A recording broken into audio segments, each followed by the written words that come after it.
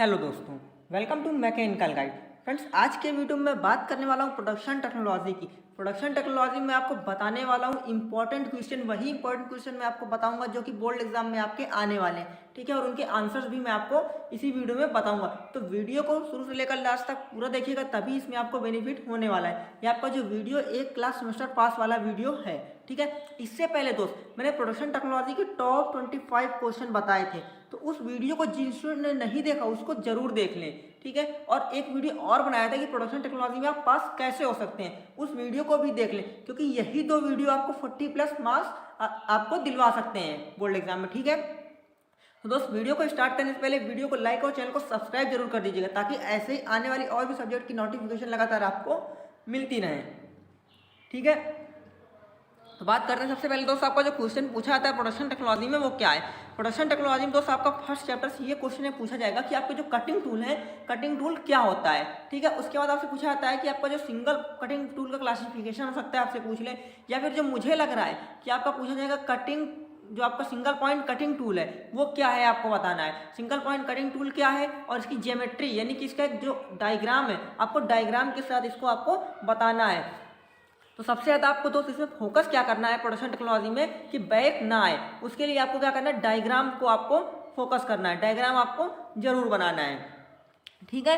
तो जो आपका सिंगल पॉइंट कटिंग टूल होता है वो क्या होता है, सिंगल पॉइंट कटिंग टूल आपके वो टूल होते हैं जिनमें कटिंग करने के लिए केवल एक ही एज होती है, वही टूल आपके सिंगल पॉइंट कटिंग टूल कहलाते हैं। देखिए, मैंने अपनी भाषा में इसमें आपको बता दिया, बहुत ही सिंपल भाषा में, बाकी इसकी जो थ्योरी है वो आप लोग पढ़ सकते हैं, ठीक है। तो आपको समझ में आ गया सिंगल पॉइंट कटिंग टूल क्या होते हैं। सिंगल पॉइंट कटिंग टूल वो टूल होते हैं जिनमें केवल एक ही कटिंग एज होती है, वो सिंगल पॉइंट कटिंग टूल कहलाते हैं। और इन टूलों का यूज दोस्त हम लोग लेथ मशीन में करते हैं और आपकी शेपर मशीन में भी करते हैं। तो इतना आपको समझ में आ गया होगा। अब उसके बाद बात करते हैं इसके जो डायग्राम है, सिंगल पॉइंट कटिंग टूल का जो डायग्राम है, इसके डायग्राम को आपको बनाना पड़ेगा, ठीक है, दिखाना पड़ेगा क्या क्या होता है। तो ये वाला दोस्त आपका जो भाग होता है, ये वाला पीछे वाला टूल का, ये आपका क्या कहलाता है, सैंक कहलाता है। जो आगे का भाग होता है, जो मतलब कि दिखने वाला भाग होता है, वो आपका फेस कहलाता है। जो आपकी कटिंग एजेस होती है वो यहाँ पर होती हैं, ठीक है। तो ये क्या कहलाता है, आपका कटिंग एज होती हैं। और यहाँ पर क्या होती है, आपकी नोज होती है इसकी। और ये वाली जो एरिया होता है इसका क्या होता है, नोज रेडियस होता है, ठीक है। कटिंग एज एंड जो ये होता है, ये कटिंग एंगल होता है। तो यही आपका क्या, सिंगल पॉइंट कटिंग टूल आपका दे रखा है। लेकिन आपको जो डायग्राम बनाना है दोस्त, आपको ये वाला डायग्राम बनाना है, ठीक है, सिंगल पॉइंट कटिंग टूल का। या फिर आप अगर तीनों बना सकते हो तो तीनों बना लीजिए जो इसमें दे रखा है, नहीं तो आपको ये वाला डायग्राम बनाना है। मोस्ट इंपॉर्टेंट आपका यही है। बस आप इसका डायग्राम बना दीजिए और थोड़ा सा लिख दीजिए सिंगल पॉइंट कटिंग टूल ये होता है, इसके ये भाग हैं और इसमें ये एंगल होते हैं। जैसे इसका लिप एंगल होता है, हेल एंगल होता है, ठीक है, रैक एंगल होता है। तो इसी तरह आपके जो भी दे रखे हैं बैक, रैक एंगल, तो यही आपको बताना है। सिंगल पॉइंट आपका कटिंग टूल ये आपका जो क्वेश्चन दोस्त ये 5 नंबर पर पूछा जाता है। और आपको मैं इस वीडियो में वो सब क्वेश्चन और उसके आंसर बता रहा हूँ जो कल की डेट में आपको एग्जाम पे आपके मिलने वाले हैं। तो इसी बात में दोस्त वीडियो को लाइक और चैनल को सब्सक्राइब जरूर कर दीजिएगा, ठीक है। बात करते हैं आपको जो सेकंड क्वेश्चन दे रखा है उसकी बात अगर हम लोग करें। सेकंड क्वेश्चन आपका दिया गया दोस्तों, और ये क्वेश्चन आपका सेकंड चैप्टर से उठाया गया है, ठीक है। तो क्या है, आपकी जो लेथ मशीन है इससे एक क्वेश्चन जरूर बनेगा, ठीक है। क्या लेथ मशीन से एक क्वेश्चन 100% बनेगा, वो क्वेश्चन आपका इस तरह से पूछ लिया जाए, चाहे लेथ मशीन आपका क्या है, ठीक है, इसका क्लासिफिकेशन कर दीजिए, या फिर आपसे बोल देगा लेथ मशीन का डायग्राम बनाकर इसके किन्हीं 10 भागों का वर्णन कीजिए, मतलब कि इसके 10 पार्टों को आपको बताना है, लिखना है उसमें, ठीक है। तो आप लोगों का लेथ मशीन यहाँ पर दे रखा है, आप लोग देख सकते हैं। लेथ मशीन से एक क्वेश्चन आपका जरूर आएगा, तो लेथ मशीन बनाने की प्रैक्टिस जरूर कर लीजिए। और इसमें कौन कौन से ऑपरेशन हम कर सकते हैं, लगभग इसमें हम वो सारे ऑपरेशन दोस्त आपको कर सकते हैं लेथ मशीन में जो कि अन्य पर्टिकुलर एक मशीन में करते हैं। उन सारे मशीनों का ऑपरेशन लेथ मशीन में कर सकते हैं। कैसे कर सकते हैं, उसके अटैचमेंट को लगा कर सकते हैं, ठीक है, लेथ मशीन में। तो लेथ मशीन के यहाँ पर पार्ट्स दे रखे हैं, कौन कौन से पार्ट्स हैं मैं एक बार आपको बता देता हूँ। सबसे जो आपका लेथ मशीन में आगे होता है ये आपका क्या होता है दोस्त, ये वाला हिस्सा ये आपका हेड स्टॉक होता है। और जो आपका सबसे पीछे वाला हिस्सा होता है ये वाला क्या होता है, ये टेल स्टॉक होता है, ठीक है। उसके बाद ये वाला हिस्सा आपका होता है, यहाँ पर चक लगा होता है। ये आपके क्या लगे होते हैं, गियर लगे होते हैं, यानी कि मशीन को ऑटो में चलाने के लिए गियर यहाँ पर होते हैं। ये उनके दोस्त लीवर होते हैं एक तरह से बोले तो। और आपका जो ये वाला भाग होता है हेड स्टॉक और टेल स्टॉक के जो दोस्त के बीच में होता है, ये आपका क्या कहलाता है, लेथ मशीन का कैरेज कहलाता है, ठीक है। अब कैरेज के ऊपर जो होती है दो आपकी स्लाइड होती है, एक क्रॉस स्लाइड होती है टूल की और एक कंपाउंड स्लाइड होती है। जो ये वाली स्लाइड होती है दोस्त, जो ये होती है, ये आपकी क्रॉस स्लाइड कहलाती है, क्योंकि ये इसके कैरिज के क्रॉस साइड चलती है। और जो ये वाली स्लाइड होती है ये आपकी क्या कहलाती है, कंपाउंड स्लाइड कहलाती है। और ये आपका क्या कहलाता है दोस्त, टूल बॉक्स कहलाता है, यानी कि टूल पोस्ट कहलाता है। यहाँ पर क्या होता है, टूल को बांधा जाता है, सिंगल पॉइंट कटिंग टूल को, ठीक है। हम लोग लेथ मशीन में सिंगल पॉइंट कटिंग टूल को यूज़ करते हैं। ये आपकी लीड स्क्रू होती है और ये आपकी फीड स्क्रू होती है। हम लोग लीड स्क्रू का यूज़ करते हैं किसके लिए, थ्रेड को काटने के लिए लेथ मशीन में, ठीक है। ये क्या है, इसके लेग हैं एक तरह से, ये दोनों इसके हैं। ये इसका क्या है, बेड दे रखा है यहाँ पर, ठीक है। यहाँ पर इसके साथ इसकी ट्रे भी दे रखी। तो इतना आपको समझ में आ गया होगा। यहाँ पर क्या हुआ है, क्विक चेंज गियर बॉक्स भी लगा हुआ है। तो आपकी ये लेथ मशीन है और इसके पार्ट्स दे रखे हैं सारे। तो इन पार्ट्सों के आपको नाम लिखने पड़ेंगे और इनके बारे में आपको लिखना पड़ेगा कि हाँ कैरिज क्या होता है। जैसे कैरिज है आपका हेड स्टॉक और टेल स्टॉक के बीच का जो भाग होता है, उसमें हम लोग जो मूव करता है उसमें क्या कहते हैं, हम लोग कैरिज कहते हैं, ठीक है। तो ऐसे ही आपको दोस्त बताना पड़ेगा। तो यहाँ से आपके 2 क्वेश्चन जो है बोर्ड एग्जाम में आपके पक्के हो जाते हैं। अब बात करते हैं आपका जो शेपर चैप्टर दिया हुआ है, नेक्स्ट चैप्टर से उठाया गया, शेपर मशीन आपकी क्या होती है, ठीक है। तो शेपर मशीन बहुत इंपॉर्टेंट है, ये आपका पूछा जाएगा बोर्ड एग्जाम में आपके।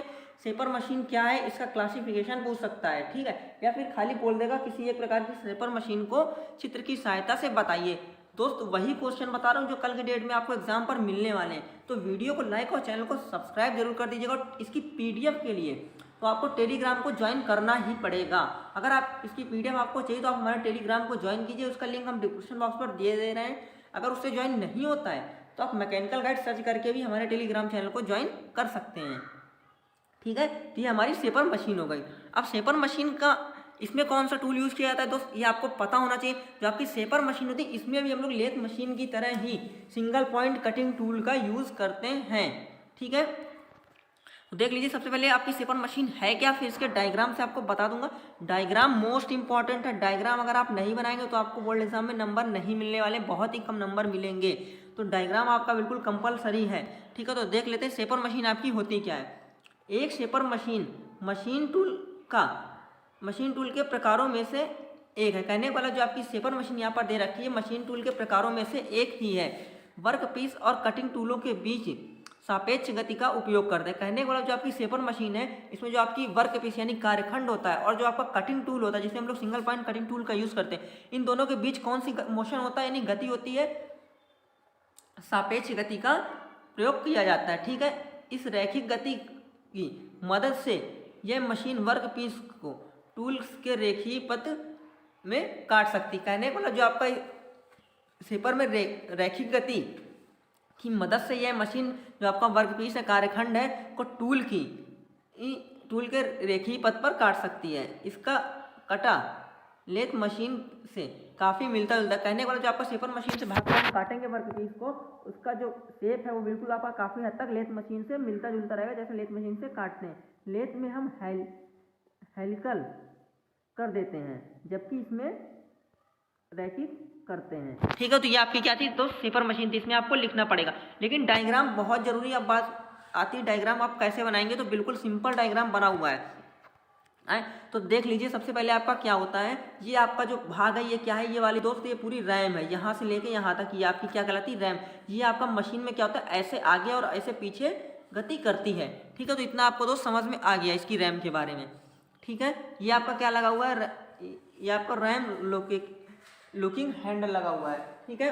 तो इतना आपको समझ में आ गया। अब बात करते हैं यहाँ पर, ये आपका दे रखा है, ये आपका दे रखा है टूल स्लाइड व्हील। ये आपका क्या दे रखा है, यहाँ पर टूल स्लाइड व्हील दे रखा है।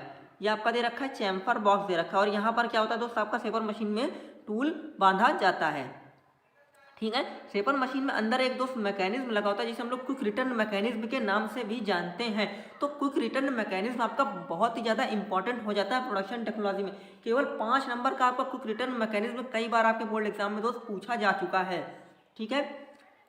इतना आपको समझ में आ गया। ये आपका क्या हिस्सा कहलाता है, इसका जो है कॉलम कहलाता है। ये आपकी ड्राइव पुली कहलाती है, ठीक है। ये इसका क्या हो जाएगा, बेस हो जाता है। और ये इसकी क्या है, यहाँ पर हम लोग इसको क्रॉस फीड देते हैं, ठीक है। ये आपका एलिवेटिंग स्क्रू, ये आपका एलिवेटिंग स्क्रू कहलाता है, ये आपकी क्रॉस फीड है। यहाँ पर क्या लगा होता है दोस्त, एक टेबल होती है आपकी। तो आयु मैंने आपको पूरा बता दिया शेपर मशीन कैसे काम करती है और क्या है, ठीक है। तो आपको समझ में आ गया होगा। अब बात करते हैं आपको जो दोस्त प्लेनर मशीन दे रखी, क्योंकि इसमें आपकी मशीनें ही पूछी जाएंगी, ठीक है, और कुछ भी नहीं पूछा जाने वाला है प्रोडक्शन टेक्नोलॉजी। तो देखिए आपकी प्लेनर मशीन क्या है उसकी बात करें।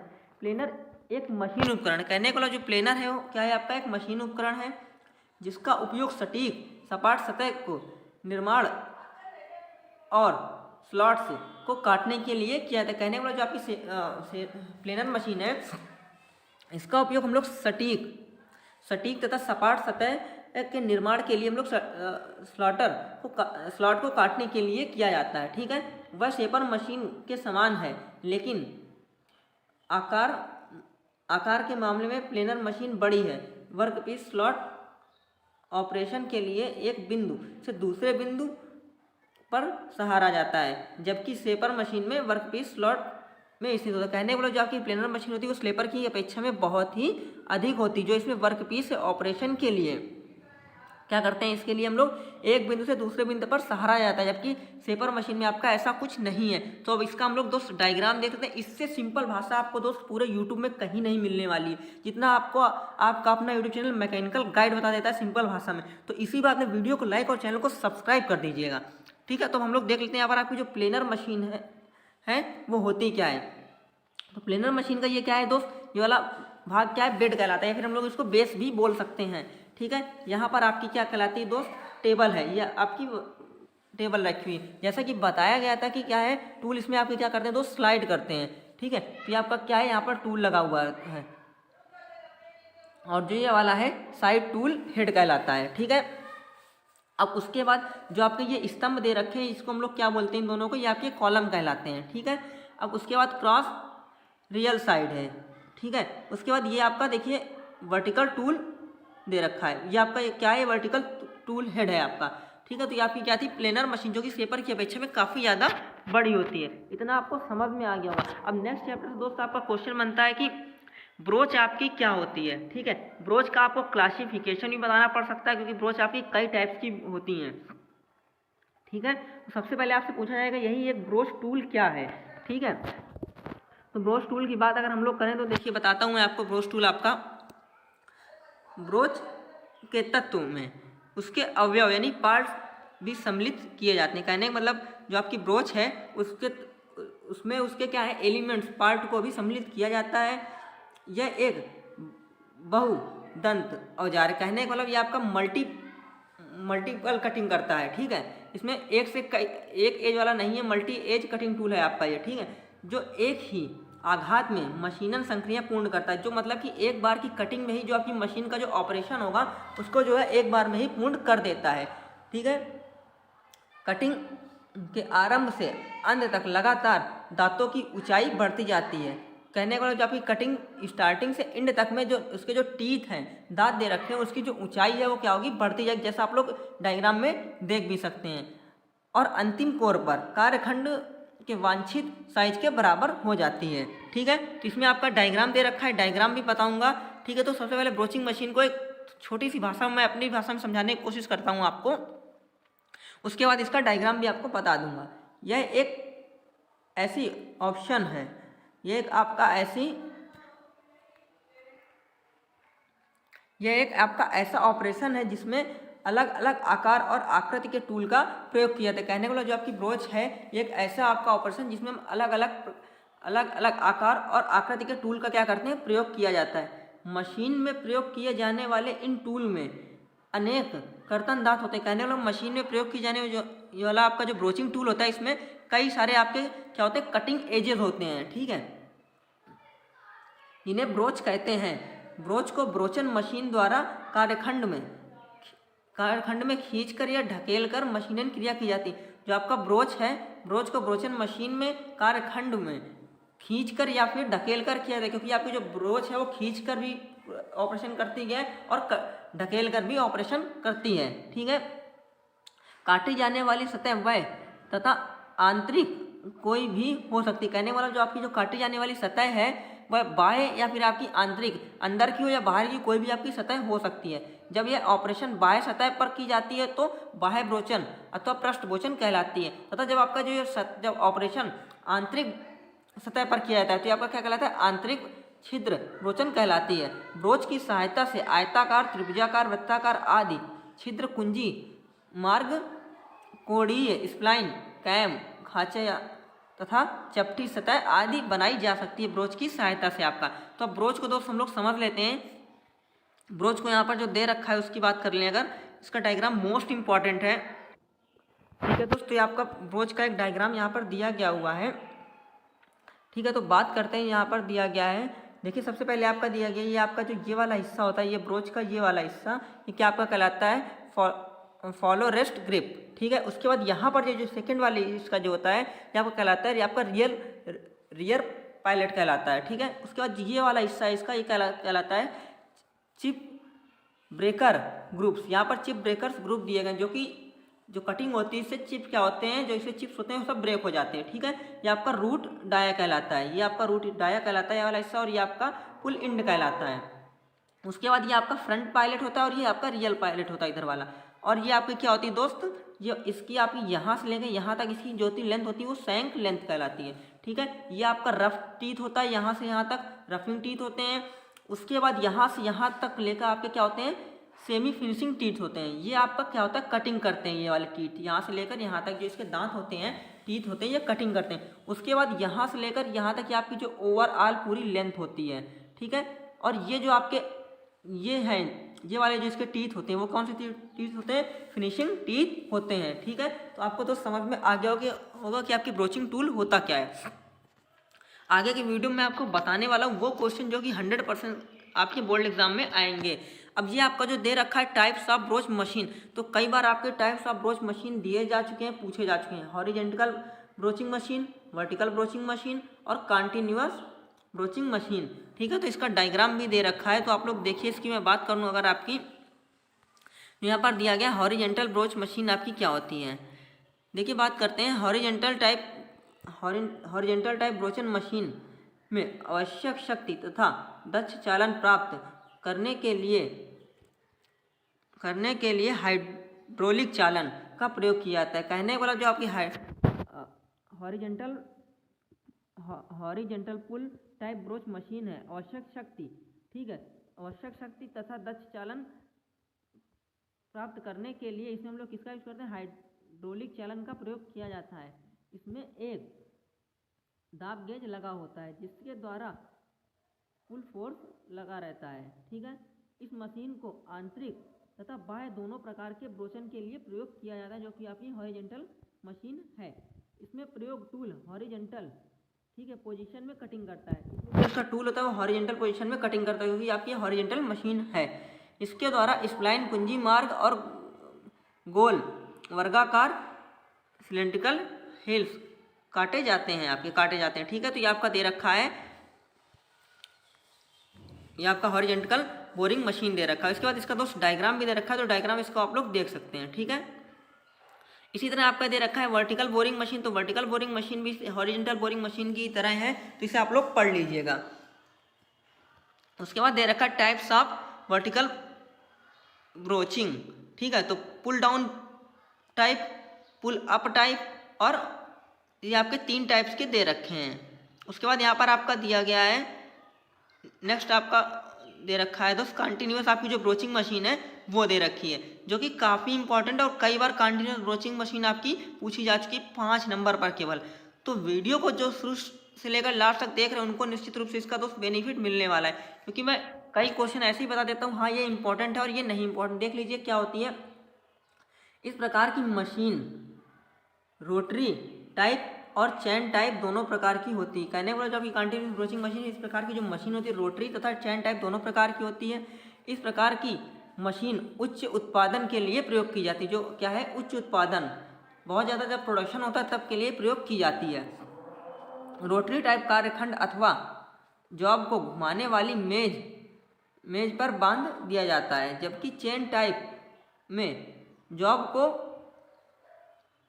जबकि आपकी जो चेन टाइप होती है उसमें जॉब को क्या करते हैं, इस चेन पर बांध दिया जाता है। ठीक है, इन मशीनों पर बाह्य या सतह ब्रोचिंग की जाती है।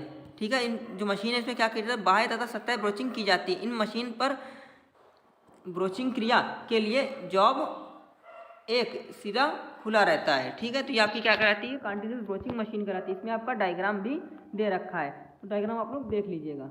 ठीक है, अब बात करते हैं आपका जो शेपर मशीन, प्लेनर मशीन है, जो स्लॉटर मशीन है, इसमें डिफरेंस कई बार आपके बोर्ड एग्जाम में पूछा जा चुका है। तो क्या होते हैं इनके बीच में डिफरेंस, मैं आपको वो भी बता देता हूँ दोस्त। ठीक है, सबसे पहले हम बात करते हैं आपकी जो शेपर मशीन है ये कौन सी गति करती है, रेसिप्रोकेटिंग यानी पश्चाग्र गति टूल के द्वारा की जाती है। और जो आपकी प्लेनर मशीन है इसमें भी आपकी कौन सी गति कर जाती है, पश्चाग्र गति कार्यखंड करता है। ठीक है, इसमें मुख्य पश्चाग्र गति जो कौन करता है, कार्यखंड करता है। इसमें टूल के द्वारा की जाती है, जो भी गति होती है इसमें स्लॉटर में किसके द्वारा की जाती है, टूल के द्वारा की जाती है। टूल हॉरिजेंटल में पश्चाग्र गति करता है। क्या होता है, इसमें जो टूल है वो हॉरिजेंटल में पश्चाग्र गति करता है शेपर मशीन में, जबकि प्लेनर में क्या करता है, कार्यखंड क्षैतिज में पश्चाग्र करता है। ठीक है, और इसमें औजार ऊर्ध्वाधर यानी कि जो आपका कटिंग टूल है ऊर्ध्व में पश्चाग्र गति करता है। ठीक है, नेक्स्ट पॉइंट आपका दिया गया है यहाँ पर, कार्यखंड तथा औजार दोनों पर भरण दिशा दी जा सकती है। जो आपका कार्यखंड है, जो आप कार्यखंड तथा जो आपका कटिंग है, दोनों में ही हम लोग इसमें क्या करते हैं, फीड दिया जा सकता है। लेकिन इसमें क्या, इसमें केवल औजार यानी कि कटिंग टूल पर ही फीड दी जा सकती है, केवल कार्यखंड पर ही फीड दिया जा सकता है, जो कि स्लॉटर पर है। नेक्स्ट पॉइंट यहाँ पर दिया गया हुआ है, यह हल्के छोटे तथा कम लागत वाली मशीनें होती हैं। जो आपकी शेपर है हल्की छोटी तथा कम लागत वाली आपकी मशीनें होती हैं। यह भारी बड़ी तथा अधिक लागत वाली आपकी मशीनें होती हैं, जो कि प्लेनर होती हैं। और इसी तरह आपकी जो स्लॉटर होती हैं ये अपेक्षाकृत मध्यम लागत की मशीनें होती हैं। इसमें क्या होता है, जो इसमें कटिंग टूल का प्रयोग होता है बहुत हल्के होते हैं, और इसमें क्या है, भारी तथा दृढ़ कटिंग टूल का प्रयोग किया जाता है। मध्यम प्रकार के इसमें क्या है, औजार का प्रयोग किया जाता है। ठीक है, तो ये आपके क्या है, शेपर, स्लॉटर और प्लेनर में डिफरेंस दिए गए, तो इनको आप लोग पढ़ सकते हैं बहुत आसानी से, जिसको आपको समझ में आ जाए। अब बात करते हैं दोस्त नेक्स्ट क्वेश्चन, जो कि आपके बोर्ड एग्जाम में आने वाला है, काफ़ी इंपॉर्टेंट होता है। ठीक है, मिलिंग मशीन, तो आपकी बात करेंगे मिलिंग मशीन होती क्या है, जो इसका क्लासिफिकेशन है वो क्या है, और कौन सी मिलिंग मशीन है जो आपके बोर्ड एग्जाम में आने वाली है। ठीक है, तो बात करते हैं सबसे पहले क्लासिफिकेशन ऑफ मिलिंग मशीन। ठीक है, तो क्लासिफिकेशन में मिलिंग मशीन आपकी दी गई है कॉलम एंड, जो आपकी केन टाइप मिलिंग मशीन है उनकी बात कर रहे हैं। हैंड मिलिंग मशीन होती है आपकी, हॉरिजेंटल मिलिंग मशीन होती है, वर्टिकल मिलिंग मशीन होती है, यूनिवर्सल मिलिंग मशीन होती है। ठीक है, तो ये आपकी मिलिंग मशीन आपकी दी गई है। तो इनमें से कोई एक आपकी मिलिंग मशीन आने वाली है। उसके बाद और भी इसमें दे रखा है फिक्स्ड बेड टाइप आपकी जो मिलिंग मशीन है वो भी दे रखा है, fixed bed type milling machine, simplex milling machine, duplex milling machine, triplex milling machine, planar type milling machine. ठीक है, special milling machine, special milling machine मतलब जो स्पेशल पर्पस के लिए ही यूज़ की जाती है वो आपकी क्या कहलाती है, स्पेशल मिलिंग मशीन। अब हम लोग बात करते हैं आपकी जो हॉरिजेंटल मिलिंग मशीन है वो क्या होती है, और मिलिंग मशीन में आपका टूल कौन सा यूज़ किया जाता है। ठीक है, तो देख लीजिए एक बार, हॉरिजेंटल मिलिंग मशीन, क्षैतिज मिलिंग मशीन में स्पिंडल की अक्ष क्षैतिज संरेखित होती है। नाम से ही पता चल रहा है आपको कि क्षैतिज यानी कि हॉरिजेंटल आपकी मिलिंग मशीन, जो इसमें स्पिंडल की जो अक्ष है वो कैसी होती है, क्षैतिज संरेखित होती है। क्षैतिज मिलिंग मशीन का आधार कास्ट आयरन का बना होता है। जो इसका बेस होता है दोस्तों, इसका कास्ट आयरन का आपका बना होता है। इस मशीन में एक आर्बर का उपयोग किया जाता है। अभी आपको आर्बर बता दूंगा होता क्या है डायग्राम में। ठीक है, और ये स्पिंडल की नोज में लगा रहता है। ठीक है, जो आपका आर्बर होता है स्पिंडल की नोज पर लगा होता है। गियर की व्यवस्था कॉलम के अंदर होती है, कॉलम के ऊपर ओवर आर्म होता है। ठीक है, जो वही सब इसमें लिखा है जो कि आपकी मिलिंग मशीन में बना हुआ है, जो कि डायग्राम पे जो इसमें पार्ट्स लगे हुए हैं। ठीक है, वो भी मैं आपको बता रहा हूँ। एक आर्बर को सपोर्ट के लिए आर्बर सपोर्ट लगा रहता है। ठीक है, इसमें क्या है, आंतरिक व्यास के अनुसार एक आर्बर चुना जाता है। आर्बर और स्पिंडल दोनों अलग अलग हैं। आर्बर एक विरूपक है, जबकि स्पिंडल आपका क्या अंदर फिट किया जाता है। ठीक है, यह स्पिंडल के घूर्णी गति को कटर में परिवर्तित करता है। ठीक है, तो अब बात करते हैं जो आपकी हॉरिजेंटल मिलिंग मशीन दी गई दोस्त वो क्या है। देख लीजिए यहाँ पर हमने बहुत सिंपल सा डायग्राम बना रखा है आपका हॉरिजेंटल मिलिंग मशीन का। यहाँ पर ये आपका दिया गया आपका हॉरिजेंटल मिलिंग मशीन का ये बेस दे रखा है। उसके बाद ये जो एलिवेटिंग स्क्रू है ये आपका एलिंगवेटिंग स्क्रू है। इसमें जो क्या है, ये वाला हिस्सा जो आपका पूरा है ऊपर नीचे हो सकता है, ठीक है। ये इसका कॉलम है। अब बात करते हैं जो आपका कटर इसमें लगता है। इसमें जो आपकी मिलिंग मशीन होती है, इसमें किसका यूज़ किया जाता है, कटर का यूज़ किया जाता है, ठीक है, जो कि मल्टीपल एजेस होती हैं कटिंग के लिए, ठीक है। ये आपका ड्रॉ बार होता है, ये वाला हिस्सा, ये आपका स्पिंडल यहाँ पर लगा हुआ होता है जो कि अंदर होता है, ये आपकी ओवर आर्म कहलाती है। अब उसके बाद बात करते हैं, ये आपका ये वाला जो हिस्सा होता है वो आपका आर्बर होता है, ठीक है। ये वाला जो हिस्सा है, यहाँ पर जो एक नट लगा हुआ था, इसको बोलते हैं नट फॉर मिलिंग मशीन। उसके बाद यह वाला हिस्सा आपका क्या कहलाता है, आर्बर सपोर्टर आपका कहलाता है। जो ये वाला हिस्सा जो क्या करता है, आर्बर को सपोर्ट करता है हमेशा। यहाँ पर आपका टूल लगा होता है जिसे हम लोग कटर के नाम से जानते हैं। ये आपकी टेबल होती है इसमें, और इसमें आपका क्या लगा होता है, स्लाइडर होता है, ठीक है। ये आपकी, इतना आपको समझ में आ गया मिलिंग मशीन। अब बात करते हैं आपकी वर्टिकल मिलिंग मशीन क्या होती है। इसी तरह आपकी वर्टिकल मिलिंग मशीन भी दोस्त यहाँ पर दी गई हुई है। देखिए, इस मशीन में स्पिंडल की अक्ष को एक ऊर्ध्वाधर दिशा में संरेखित किया जाता है। कहने वाला जो आपकी वर्टिकल मिलिंग मशीन है, इसमें अक्ष के एक ऊर्ध्वाधर दिशा में संरेखित किया जाता है। ऊर्ध्वाधर मिलिंग मशीन के अंदर कच्चा लोहा से बना होता है, यानी जो आपका कास्ट आयरन उससे बना होता है, क्योंकि इसमें उच्च संपीड़न ताकत है। स्क्रू जैक आधार से जुड़ा हुआ है और यह ऊर्ध्वाधर दिशा में चलती है। गियर की व्यवस्था कॉलम के अंदर होती है। जो गियर की व्यवस्था है वो किसके अंदर, कॉलम के अंदर होती है। इसके अलावा इस मशीन का उपयोग बड़ी संख्या में किया जाता है, क्योंकि हम अपनी आवश्यकताओं के अनुसार विभिन्न कटरों का उपयोग कर सकते हैं। ऊर्ध्वाधर मिलिंग मशीन का दोष यह है, इसमें काम दक्ष है। कहने वाला जो इसमें दक्षता है वो बहुत कम होती है, यही वर्टिकल मिलिंग मशीन का दोष है। इसमें भी डायग्राम दे रखा है आपका। ऊर्ध्वाधर जो मिलिंग मशीन है सब कुछ वही है जैसे उसमें था, ठीक है। तो इसको भी आप लोग देख लीजिए। डायग्राम मोस्ट इंपॉर्टेंट है दोस्त। अगर आप डायग्राम नहीं बनाएंगे तो आपको नंबर नहीं मिलने वाले, तो वीडियोस में डायग्राम जरूर बनाइएगा आप लोग, ठीक है, तभी आप लोगों को इसका बेनिफिट मिलेगा। अब बात करते हैं जो आपके मिलिंग मशीन में ऑपरेशन। कई बार ये क्वेश्चन आपका बना है कि मिलिंग मशीन में हम कौन कौन से ऑपरेशन कर सकते हैं। तो मिलिंग मशीन के ऑपरेशन यहाँ पर दिए गए। हम लोग क्या करते हैं, प्लेन मिलिंग कर सकते हैं, उसके बाद हम लोग फेसिंग मिलिंग कर सकते हैं, एंगुलर मिलिंग कर सकते हैं, फॉर्म मिलिंग कर सकते हैं, ठीक है, गैंग मिलिंग कर सकते हैं, टी स्लॉट मिलिंग कर सकते हैं, इसी तरह आपका इंड मिलिंग कर सकते हैं, सो मिलिंग कर सकते हैं, और बहुत सारे आपके दिए गए जो कि आपके ऑपरेशन है। और इनका हमने डायग्राम के साथ आपको बताया है कि ताकि आप लोगों को समझ में आ सके ये प्लेन मिलिंग किस तरह की जाती है। तो ये आपका देखिए प्लेन मिलिंग का डायग्राम दे रखा है यहाँ पर, ठीक है, बहुत ही सिंपल डायग्राम दे रखा है। ये आपका वर्क पीस हो गया, या आपका कटर हो गया, स्लॉग मिलिंग हो गई, और यहाँ पर आपका ये आर्बर हुआ। इसी तरह आपकी क्या की जाएगी, प्लेन मिलिंग की जाएगी। इसी तरह आपकी फेस मिलिंग कैसे की जाएगी, ये आपका एक तरह से आर्बर हो गया, और ये आपका इसका कटर हो गया, और ये आपका क्या है, वर्क पीस हो गया। तो इसमें जब ये इसके राउंड करेगा, घूमेगा, तो इसमें क्या हो जाएगी, इसकी फेस की मिलिंग हो जाएगी। इसी तरह एंगुलर मिलिंग को भी दोस्त दिया गया हुआ है। तो एंगुलर मिलिंग के बारे में आप लोग देख सकते हैं, इसका डायग्राम देख लीजिए। फॉर्म मिलिंग के बारे में भी आप लोग देख सकते हैं, ठीक है। स्ट्रेडल, इसी तरह स्ट्रेडल मिलिंग के बारे में भी दिया गया है, स्ट्रेडल के बारे में। इसी तरह इंड मिलिंग के बारे में यहाँ पर दिया गया, तो आप लोग इसको भी देख सकते हैं। और लेकिन मैं बता रहा हूँ, ऑपरेशन जरूर पूछे जाते हैं मिलिंग मशीन के। ऑपरेशन कौन कौन से हैं, टी स्लॉट मिलिंग का भी डायग्राम यहाँ पर दिया गया है, ठीक है, सो मिलिंग का भी दिया गया। अब बात करते हैं नेक्स्ट, और इस चैप्टर का सबसे मोस्ट इंपॉर्टेंट क्वेश्चन जो कि 101% आपके बोर्ड एग्जाम में आने वाला है, ठीक है। आपका अप मिलिंग क्या होता है और डाउन मिलिंग क्या होता है। दो क्वेश्चन 100% आपके ये बनते हैं, और ये 5 नंबर पर पूछा जाता है। दोनों आपसे पूछेगा अप मिलिंग तथा डाउन मिलिंग में डिफरेंस बता दीजिए, या फिर बोल देगा अप मिलिंग क्या है और डाउन मिलिंग क्या है। दोनों का आपको डायग्राम बनाकर बताना होगा, ठीक है। तो बात कर लेते हैं अप मिलिंग आपकी क्या होती है सबसे पहले, ठीक है। अप मिलिंग के बारे में बात करते हैं। इस विधि में कार्यखंड अथवा जो आपका अप मिलिंग है, इस विधि में कार्यखंड अथवा, ठीक है, इस विधि में कार्यखंड अथवा जो कि आपका जॉब है, यानी कि वर्क पीस है, कार्यखंड अथवा जॉब वर्क पीस में जो फीड होती है, यानी कि भरण होती है, कटर की घूर्णी दिशा के विपरीत दिशा में जाती है। कहने का मतलब आपका जो वर्क पीस है उसकी दिशा अलग होगी।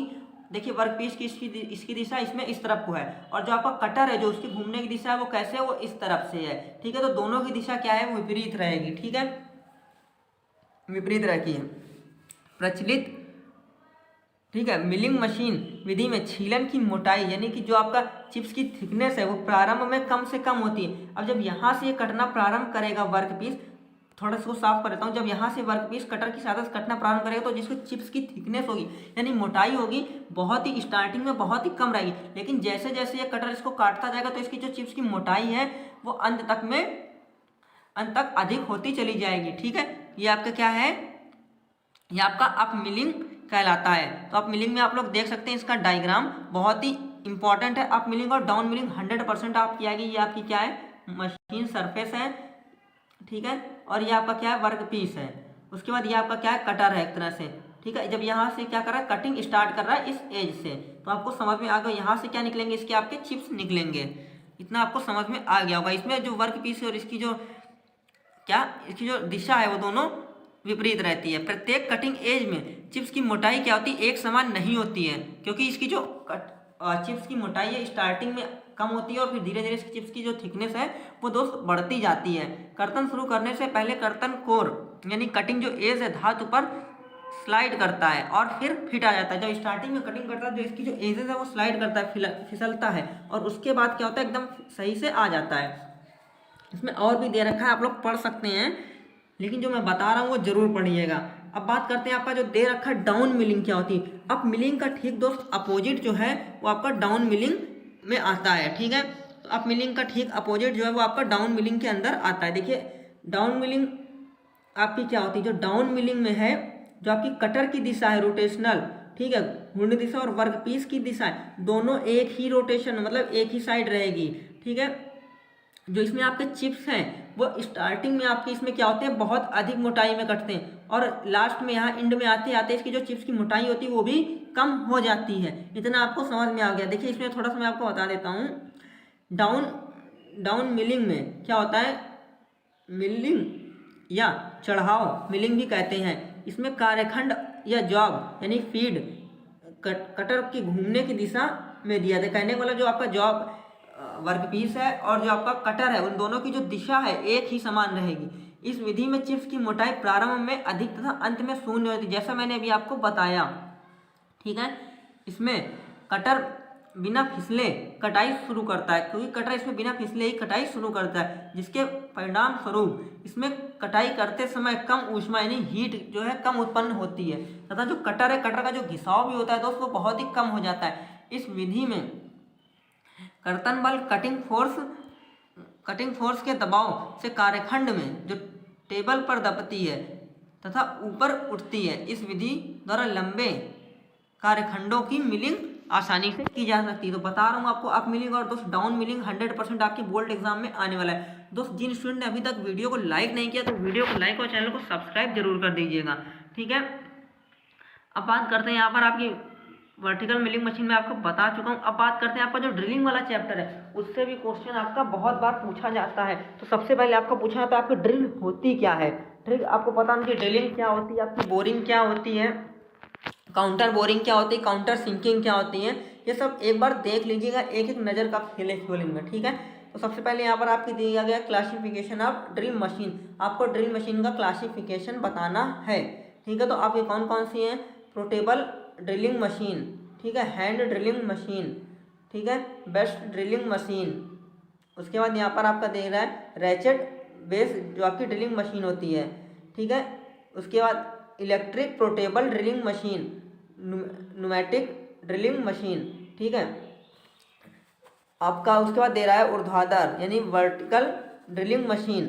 उसके बाद दिया गया है round column section drilling machine, box column section drilling machine, sensitive drilling machine, bench आपकी जो बेंच ड्रिलिंग मशीन भी होती है, फ्लोर माउंटेड ड्रिल मशीन। उसके बाद रेडियल ड्रिल मशीन। तो ये आपके ड्रिल मशीन का पूरा क्लासिफिकेशन दिया गया है, बहुत सारी हैं। प्लेन ड्रिल मशीन, ठीक है, सेमी यूनिवर्सल आपकी drill machine, universal drill machine, gang drill machine, multi spindle drill machine, automatic drill machine, standard drill press. ठीक है, तो ये आपके ड्रिल मशीन का पूरा क्लासिफिकेशन दे रखा है हॉरिजॉन्टल और वर्टिकल। तो अब ड्रिल मशीन में सबसे पहले आपको पता होना चाहिए कि आपके ड्रिल मशीन में ड्रिल कितने टाइप के यूज़ किए जाते हैं। ठीक है तो आपके ड्रिल 3 टाइप के यूज़ किया था, तो ड्रिल को एक बार जरूर पढ़ लीजिएगा। मैं फिर से बोल रहा हूँ, जितना बता रहा हूँ उतना 100% आपके एग्जाम में आने वाला है। कंपाउंड्स, ठीक है, यहाँ पर आपका दे रखा है कंपोनेंट्स ऑफ ड्रिल मशीन। ठीक है, तो कंपोनेंट्स आपके ड्रिल मशीन के कंपोनेंट्स आपको बताने हैं कौन कौन से इसमें कंपोनेंट्स आपके ड्रिल मशीन है। ये आपकी एक ड्रिल मशीन का यहाँ पर छोटा सा डायग्राम दोस्त दे रखा है। ये आपका क्या ड्रिल मशीन का बेस है, ये आपका कॉलम है जिसपे आपकी पूरी ड्रिल मशीन खड़ी हुई है, वर्क कर रही है। ठीक है, उसके बाद ये आपका क्या है, टेबल क्लैंप है। ये आपका क्या है, टेबल क्लैंप है, जो कि टेबल को क्लैंप करता है। उसके बाद यहाँ पर आपकी ये क्या है, मोटर लगी हुई है।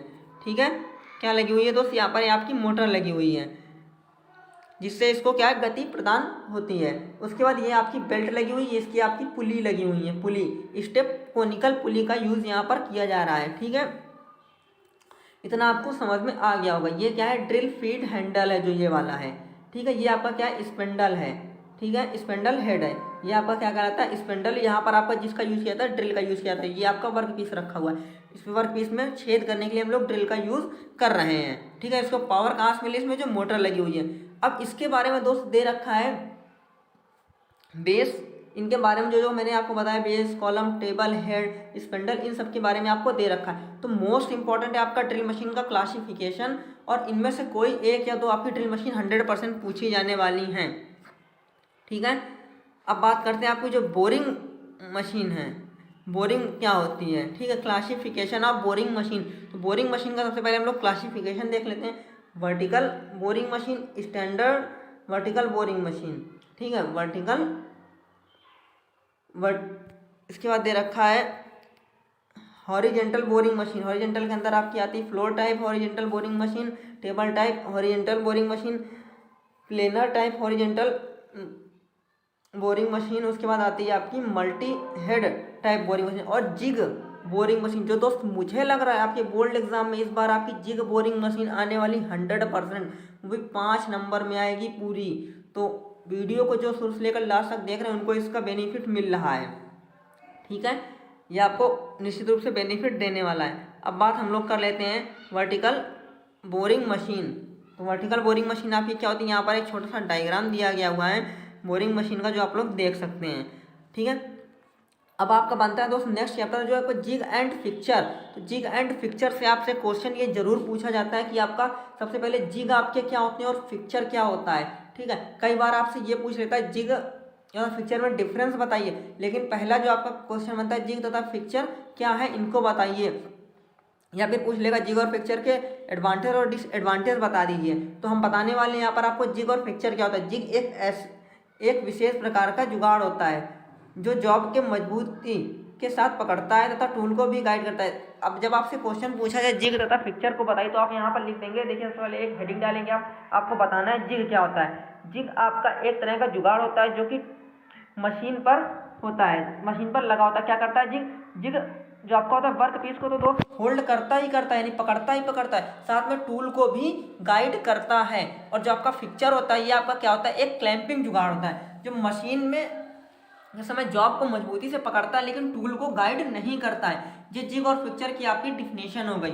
और यही जिग और फिक्चर का आपका पहला पॉइंट भी दे रखा है। ठीक है, तो जिग और फिक्चर की आपको डिफिनेशन समझ में आ गया। जिग और फिक्चर की मैं डिफरेंस आपको बता देता हूँ। ठीक है, जिग का प्रयोग ड्रिलिंग, टैपिंग और जो आपका जिग का प्रयोग है, आपका जो जिग का प्रयोग है ड्रिलिंग में, टैपिंग में, रिमर में आदि में किया जाता है। जबकि आपको जो फिक्चर का प्रयोग, इसका उपयोग मिलिंग में, शेपर में, प्लेनिंग और टर्निंग में किया, ऑपरेशन करने में कर सकते हैं। जिग का प्रयोग करने यानी करते समय मार्किंग की आवश्यकता नहीं होती है। फिक्चर का प्रयोग करते समय मार्किंग की आवश्यकता होती है, क्योंकि जो आपका जिग होता है वो टूल को स्वयं ही गाइड करता है, तो इसमें मार्किंग की आवश्यकता नहीं पड़ती, जबकि फिक्चर में पड़ती है। ठीक है, अब बात करते हैं 4 नंबर जो आपका क्वेश्चन दिया गया है। यह भार में आपके जो जिग होते हैं भार में बहुत ही हल्के होते हैं और छोटे छोटे से होते हैं, और जो आपके दोस्त फिक्चर होते हैं ये बहुत ही जिग की अपेक्षा में बहुत ही भारी होते हैं, और इन्हें मशीन टेबल पर क्लैंप करके प्रयोग किया जाता है। बहुत ही बड़े बड़े होते हैं। ठीक है, इन्हें मशीन टेबल और हाथ पर पकड़कर प्रयोग किया जा सकता है। इन्हें प्रयोग करते समय अकुशल कारीगरों की आवश्यकता होती है। जो आपका जिग है इसको प्रयोग करते समय हमें मतलब इन जो वर्कर है आपका अगर स्किल्ड नहीं भी है तो भी उससे काम ले सकते हैं, क्योंकि जिग हमारा जो होता है टूल को भी गाइड करता है। बट पिक्चर में ऐसा नहीं है, क्योंकि इसमें हमें कुशल कारीगरों की ही हमें आवश्यकता पड़ेगी जो कि स्किल्ड हैं। ठीक है, जिग का मतलब हस्तांतरण आसानी से किया जा सकता है। कहने का मतलब जो जिग है इसको एक स्थान से दूसरे स्थान तक आसानी से लेकर जाया जा सकता है। बट जो आपका पिक्चर है इसे एक स्थान से दूसरे स्थान तक लेके जाया जा सकता है, बट बहुत कठिन होता है, क्योंकि ये बहुत ही आपके भारी होते हैं। चिप्स का हटाना कठिन होता है, जो जिग में चिप्स को हटाना होता है कठिन होता है, बट पिक्चर होता है जो आपको इसमें जिग में पिक्चर में चिप्स को हटाना काफ़ी सिंपल होता है। तो ये आपके जिग और पिक्चर दे रखे हैं, और जिग और पिक्चर के इसी तरह ये आपके लाभ भी दे रखे हैं, इसमें एडवांटेज दे रखे हैं दोनों के। तो जिग और पिक्चर का एडवांटेज दोस्त आप लोग पढ़ लीजिएगा, कई बार आपके पूछे जा चुके हैं बोर्ड एग्जाम में, मैं पहले ही आपको बता दे रहा हूँ। शेपर एवं प्लेनर मशीन पर लागू द्वित वापसी यंत्रावली यानी quick return mechanism apply to shaper and planer machine. मैंने अभी आपको क्या बताया था कि जो आपकी क्विक रिटर्न मैकेनिज्म है ये आपके बोर्ड एग्जाम में 100% 5 नंबर की पूछी जाती है, तो काफ़ी इंपॉर्टेंट है आपकी जो क्विक रिटर्न मैकेनिज्म है, इसको जरूर पढ़ लीजिएगा। जो आपकी शेपर मशीन और प्लेनर मशीन में प्रयोग की जाती है, जिसे हिंदी में द्वित वापसी यंत्रावली भी कहते हैं, इसमें दे रखा है। जो स्टूडेंट पीडीएफ से पढ़ेंगे उनकी निश्चित रूप में 100% 40+ मार्क्स आने वाले हैं। ठीक है, और जो पढ़ रहे हैं उनके आ भी रहे हैं। अभी मैंने जितना आपको बताया है इन सब्जेक्टों में वही पूरा पेपर आपके बोर्ड एग्जाम में आया भी है। ठीक है, तो ये जरूर पढ़ लीजिएगा, मोस्ट इंपॉर्टेंट है, 5 नंबर में आपका पूछे जाने वाला है। और ये उसका दोस्त पूरा डायग्राम दिया गया है क्विक रिटर्न मैकेनिज्म यानी द्रुत वापसी यंत्र का। ठीक है, जब इस डायग्राम को आप पूरा बनाएंगे तभी आपको 5 में से 5 मार्क्स दिए जाएंगे। ठीक है, काफ़ी इंपॉर्टेंट है। अब बात करते हैं यहाँ पर आपका जो लास्ट चैप्टर उससे लिया गया आपका अल्ट्रासोनिक मशीन, क्योंकि जो आपका मॉडर्न मशीन है इसमें आपका लिया गया अल्ट्रासोनिक मशीन।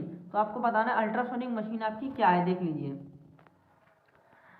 अल्ट्रासोनिक मशीन मुझे जो लग रहा है इस बार आपकी यही पूछी जाने वाली है। अल्ट्रासोनिक मशीन का शाब्दिक अर्थ वह ध्वनि जो मनुष्य की श्रव्य शक्ति से परे है, मानव श्रव्य क्षमता की उच्च सीमा, जो मानव श्रव्य की उच्च सीमा है वो 16 किलो हर्ज है होती है। इससे अधिक की कोई भी ध्वनि क्या है, इससे अधिक की जो कोई भी ध्वनि है परश्रव्य ध्वनि जो आपकी कहलाती है। परश्रव्य मशीन के संदर्भ में इस शब्द का अर्थ ऐसी कंपन तरंग से लगाते हैं। ठीक है, जिसकी आवृत्ति 16 किलो हर्ज से अधिक होती है। यहाँ पर आपकी अल्ट्रासोनिक मशीन के बारे में दिया गया हुआ है और एक डायग्राम बनाया गया है, तो आप लोग डायग्राम को भी देख सकते हैं। और इसके यहाँ पर एडवांटेज दे रखे हैं। जो आपकी अल्ट्रासोनिक मशीन है परश्रव्य मशीन के लाभ, कठोर एवं भंगुर पदार्थ की मशीनन के लिए करने की क्षमता, उच्च कोटि का सतह मतलब कि सरफेस जो उच्च कोटि की सतह है उसे फिनिश करना। ठीक है, ये आपके इसके एडवांटेज। इसी तरह इसके डिसएडवांटेज यहाँ पर इसके लिमिटेशन दे रखे हैं, सीमाएं दे रखी हैं। इस विधि में मशीनन की धातु कर्तन क्षमता बहुत कम होती है। ठीक है, गहरे छिद्र लंबाई में समान व्यास के नहीं किए जा सकते हैं। ठीक है, तो इसकी सीमाएं दी गई, तो इसको भी आप लोग पढ़ सकते हैं। अब बात करते हैं जो आपका लेथ मशीन में जो पूछा जाता है दोस्त, आपका लेथ मशीन में कैपेसिटर लेथ और आपकी टरेट लेथ भी कई बार पूछी जा चुकी, तो इनके बीच में जो एडवांटेज और डिसएडवांटेज मतलब कि इनके बीच में जो डिफरेंस दे रखा है वो आप लोग देख लीजिए, क्योंकि इनके बीच का जो डिफरेंस है वो भी कई बार पूछा जा चुका है। यह एक कम वजन वाली मशीन, जो आपकी कैपेसिटर लेथ है कम वजन वाली होती है, और जो आपकी टरेट लेथ है काफ़ी ज़्यादा भारी होती है, जिसमें फीड है यानी भरण देने के लिए हम लोग रैम को स्थानांतरित किया जाता है। जबकि जो आपकी टरेट मशीन है, टरेट लेथ मशीन, इसमें सैडल को स्थानांतरित किया जाता है, किसके लिए, फीड को देने के लिए। ठीक है, कैपेसिटर लेथ का प्रयोग छोटे वर्क पीस के लिए प्रयोग किया जाता है। जो आपका कैपेसिटर लेथ है इसमें छोटे वर्क पीस के लिए प्रयोग किया जाता है, जबकि जो आपका टरेट लेथ है इसमें जो आपके वर्क पीस कार्यखंड जो बड़ा होता है उसके लिए हम लोग टरेट लेथ का प्रयोग करते हैं। ठीक है, कॉलेट का उपयोग जॉब को पकड़ने के लिए किया जाता है। जॉब को पकड़ने के लिए यहाँ पर पावर जाचक का प्रयोग किया जाता है टरेट लेथ पे, जबकि कैपेसिटर लेथ में किसका किया जाता है दोस्त, कॉलेट को पकड़ने के लिए कॉलेट का प्रयोग किया है। निर्माण प्रक्रिया तेज होती, इसमें कार्य संचालन निर्माण में भारी होने में कार्य धीमे होता है। 60 mm तक डाई को मशीनन कर सकते हैं और इसमें क्या 120 mm तक डाई को मशीनन कर सकते हैं। आपकी ये कैपेसिटर लेथ में 60 mm और टरेट लेथ में आपकी 120 mm। तो ये थी आपकी कैपेसिटर लेथ और टरेट लेथ में डिफरेंस। अब बात करते हैं इस वीडियो का नेक्स्ट जो क्वेश्चन देगा आपकी सेंटर लेथ, जो आपकी सेंटरलेस ग्राइंडिंग है वो क्या होती है। सेंटरलेस ग्राइंडिंग मतलब आपका जो ग्राइंडिंग चैप्टर उससे बहुत इंपॉर्टेंट है। ग्राइंडिंग चैप्टर पहले आपसे पूछा है ग्राइंडिंग होती क्या है, उसके बाद इसके क्लासिफिकेशन बताइए, ग्राइंडिंग मशीन का क्लासिफिकेशन दे दीजिए। उसके बाद आपसे कई बार पूछा जा चुका ग्राइंडरलेस मतलब कि सेंटरलेस ग्राइंडिंग मशीन, उसके बारे में पूछा गया। तो इसमें देख लीजिए, सेंटरलेस ग्राइंडिंग एक ग्राइंडिंग विधि है। हम बेलनाकार बाहरी और आंतरिक सरफेस की ग्राइंडिंग करते हैं। ठीक है, क्या करते हैं इसमें जो बाहरी और आपकी आंतरिक सरफेस है इसकी हम लोग ग्राइंडिंग करते हैं। सेंटरलेस ग्राइंडिंग में वर्कपीस ना तो सेंटर में होगा ना ही सेंटर के नीचे होगा। कहने वाला जो आपकी सेंटरलेस ग्राइंडिंग मशीन है इसमें जो वर्कपीस का प्रयोग किया जाता है दोस्त, लगाया जाता है, आपके सेंटर के बीचों बीच नहीं होता है। ठीक है, क्या होता है ना तो सेंटर के बीचों बीच होगा, ना सेंटर से नीचे होगा ना ऊपर होगा, मतलब कि थोड़ा सा इधर उधर रहेगा। यहाँ पर क्या दिया, ग्राइंडिंग व्हील दिए गए हुए हैं। ठीक है, यहाँ पर ग्राइंडिंग व्हील दिया गया हुआ, इसके यहाँ पर क्या है, ये ब्लेड इसमें लगे हुए हैं सारा। तो आपको ने देख लिया सेंटरलेस ग्राइंडिंग मशीन। अब इसकी वर्किंग यहाँ पर दे रखी है, उसके बाद इसके दोस्त एडवांटेज दे रखे हैं। तो इसकी वर्किंग और एडवांटेज को आप लोग अच्छे से पढ़ लीजिएगा। और दोस्त मैंने जितना बताया आपके बोर्ड एग्जाम में पूरी PDF इसी PDF से आपके एग्जाम में फंसने वाला है। दोस्त आज के वीडियो में बस इतना ही। वीडियो अच्छा लगा तो वीडियो को लाइक और चैनल को सब्सक्राइब जरूर कीजिएगा। मिलते हैं दोस्त नेक्स्ट वीडियो पर।